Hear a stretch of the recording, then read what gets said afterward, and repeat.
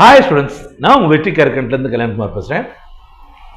So இந்த வீடியோவில் நம்ம என்ன பார்க்க போகிறோம் அப்படின்னா, அண்ணா யூனிவர்சிட்டியில் மொத்தம் எத்தனை கோர்சஸ் நடத்துகிறாங்க, அந்த கோர்சஸ் எவ்வளோ சீட்ஸ் இருக்குது, அது எத்தனை கல்லூரிகள் இருக்குது அப்படின்றத பார்க்க போகிறோம். கிட்டத்தட்ட அண்ணா யூனிவர்சிட்டி அஃபிலியேட்டட் கல்லூரிகளில் மட்டும் 96க்கும் அதிகமான இன்ஜினியரிங் கோர்சஸ் இருக்குது. சரிங்களா? ஸோ இதில் பார்த்தீங்க அப்படின்னா ஒரு சில கோர்சஸ் வந்து வெறும் 18 இடத்துல இருக்குது. ஒரு சில கோர்சஸ்க்கு வந்து பார்த்தீங்கன்னா 32,000 இடங்கள் இருக்குது. கிட்டத்தட்ட 32,000 இடங்கள் இருக்குது. சரியா? ஸோ இவ்வளோ டிஃப்ரென்ஸ் இருக்குது ஒவ்வொரு கோர்சஸ்க்கும்.